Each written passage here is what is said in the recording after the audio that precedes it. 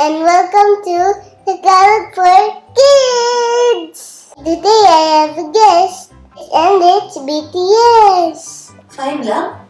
Man, absent. Sino kayo? Wait! Jin and JK! Let me introduce you to my BTS friend members. This is RM, Jin, Juga, J-Hope, Jimin, V, Jungkook, and Ayo.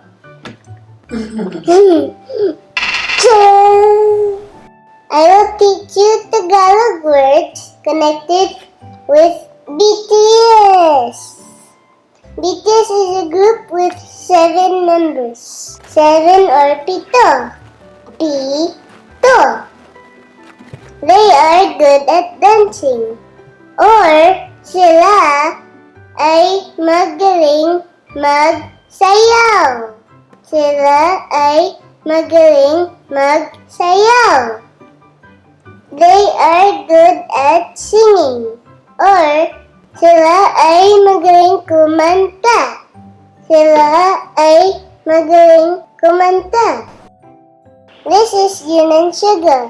They are handsome. Or sila ay gwapo. Sila ay gwapo. All of them are nice. Or lahat sila ay mabait. Lahat sila ay mabait. This is Jin. In Korea, they call him Hyung or Oppa, which means older brother. In Tagalog, he's kuya. Kuya. This is Jungkook. In Korea, he is Magne, which means the youngest. In Tagalog, it's bunso. Bunso. Next, I want you guys to watch this video. Mahal ko kayo. Mahal ko kayo. Mahal ko kayo. They are all saying, Mahal ko kayo. That means I love you all. Watch this video. Mahal kita.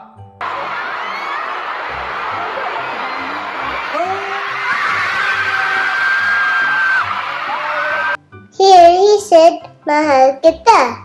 It means I love you. Mahal kita. Aming, pakpak. Here J-Hope said, Army ang aming pakpak. It means army is our wings. Pakpak is wings. Pakpak. Mabuhay, Filipino aming. Here, RM said, Mabuhay.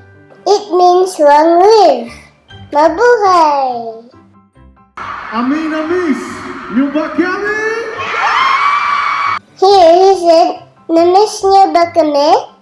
It means, did you miss us? Namiss niyo ba kami? Salamat sa pagpunta. Here, RM said, Salamat sa pagpunta. It means thank you for coming. Salamat sa pagpunta. On that note, thank you guys for watching. That's all for today.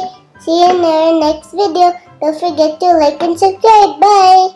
Paalam!